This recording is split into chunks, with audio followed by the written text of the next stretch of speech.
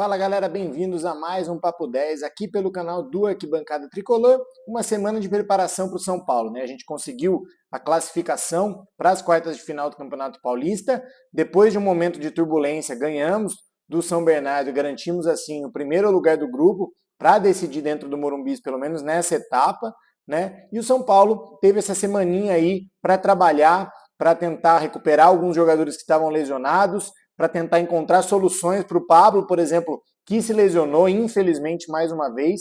E aí a gente já vem comentando aqui algumas questões, tanto dentro de campo quanto fora de campo. Nos vídeos anteriores eu falei um pouco sobre o trabalho do Zubeldia, sobre o que eu entendo que são algumas falhas ainda do trabalho dele, sobre a forma como o Paulista foi utilizada sem testar tanto, sem tantas variações, sem utilização da base. E aí, fora de campo, a questão da diretoria, essa bagunça toda que se tornou São Paulo, a falta de transparência, as dívidas, enfim. Então, foi uma análise um pouco mais genérica. Agora, com a aproximação aí do mata-mata, na segunda-feira o São Paulo já entra em campo, acho que a gente dá pra gente falar, na verdade, sobre o que o São Paulo deve fazer para tentar conseguir chegar um pouco mais longe no Campeonato Paulista. Lembrando que nos 2 últimos anos a gente acabou caindo justamente na fase de quartas de final, para times bem inferiores ao São Paulo, pelo menos em tamanho, e jogando em casa. No ano retrasado foi contra o Água Santa em casa, mas era no Allianz Parque,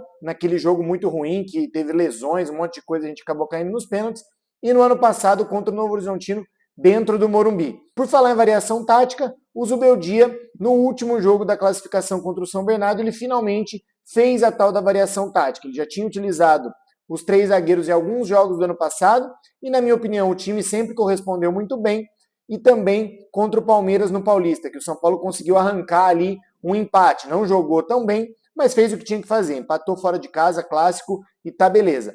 Contra o São Bernardo, depois de vários jogos ali derrapando, eram 5 jogos sem ganhar, ele finalmente mudou o esquema tático, conseguiu adaptar um pouco melhor as peças, e acho que o São Paulo respondeu muito bem. Será que ele vai manter o sistema? Será que ele vai trocar mais uma vez para um 4-4-2 ali com o quarteto ofensivo em campo? Eu acho que assim, na minha opinião, o quarteto funcionou bem no jogo contra o Corinthians, funcionou razoavelmente bem contra o Mirassol, apesar de ter cedido alguns espaços, mas depois, infelizmente, a gente não conseguiu mais ver aquela fluidez, aquele controle de bola dos 4 melhores jogadores do time jogando juntos. E principalmente na fase defensiva. Ofensivamente, esses 4 jogadores construíram muito bem. Quando o Lucas e o Oscar se aproximam, dá para ver que existe uma qualidade técnica ali muito acima da média, mas de fato defensivamente, principalmente porque esses 4 ficam assim mais ou menos preenchendo o meio de campo e deixam os corredores abertos, eu acho que defensivamente o São Paulo acabou sofrendo muito. Se já era difícil, se já estava havendo um sofrimento com o Pablo Maia no time, que a gente sabe que ele morde bastante, é um volante brigador, que ele percorre, junto com o Alisson, várias áreas do campo, sem o Pablo Maia, que se machucou no último jogo e deve ficar fora aí por alguns meses. Eu acho que, infelizmente, nesse momento, o sistema com esses 4 jogando juntos não vai dar certo. E aí, na minha opinião, em vez de você desfazer esse sistema para voltar mais ou menos para o que o time era no ano passado, com um ponta, quase que um 4-2-4 ali, pensando num Ferreirinha, num Eric, algum jogador que possa cobrir esse corredor, eu acho que em vez disso vale a pena o São Paulo investir e insistir um pouco mais no sistema com 3 zagueiros. Na linha de 3, a gente tem zagueiros que podem fazer perfeitamente essa função. Confiáveis, né? São zagueiros confiáveis. O Juan, Ferrarese, a Arboleda, Alan Franco e o Sabino, que hoje são os 5 principais zagueiros ali do São Paulo, tirando a molecada da base, o Igão ou outros que possam subir, eu acho que todos eles têm característica para jogar em linha de 3. Tem também o Luiz Gustavo, que deve voltar de lesão em breve, que pode eventualmente fazer um zagueiro pelo lado esquerdo. E aí acho que a gente ganha uma proteção muito melhor. Principalmente porque não só os zagueiros têm essa qualidade técnica para poder jogar na linha de 3 e sair com a bola, mas porque isso protege muito os laterais e os volantes do time. Os laterais, o Cedric e o Igor pelo lado direito, eles não são grandes marcadores, então jogando com uma linha de 3, eles conseguem ficar um pouco mais protegidos e investir um pouco mais na fase ofensiva, em que eles são um pouco melhores. E pelo lado esquerdo, o Wendel e o Enzo Dias, a mesma coisa. São laterais um pouco mais completos, mas eles focando um pouco mais na fase ofensiva e nesse alargamento do campo, eu acho que o São Paulo tem a ganhar muito com isso.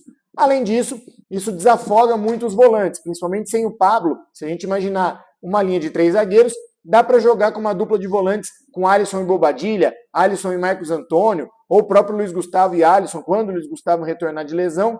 Isso não sobrecarrega demais a dupla de volantes. Dá para eles se preocuparem um pouco mais com a saída de bola, em fechar os espaços, sem ser aquela loucura de quando está o quarteto ofensivo jogando junto.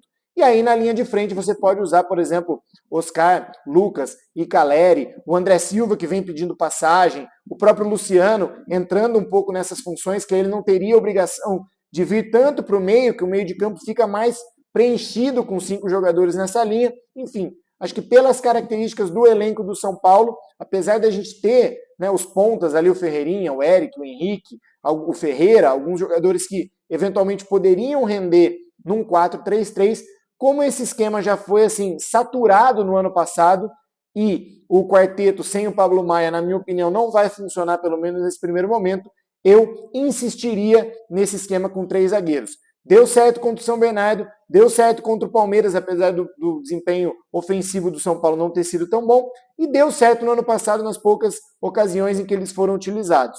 Ah, mas contra o Botafogo no Morumbi, no Engenhão, ele começa com 3 zagueiros, não dá certo, São Paulo toma um sufoco.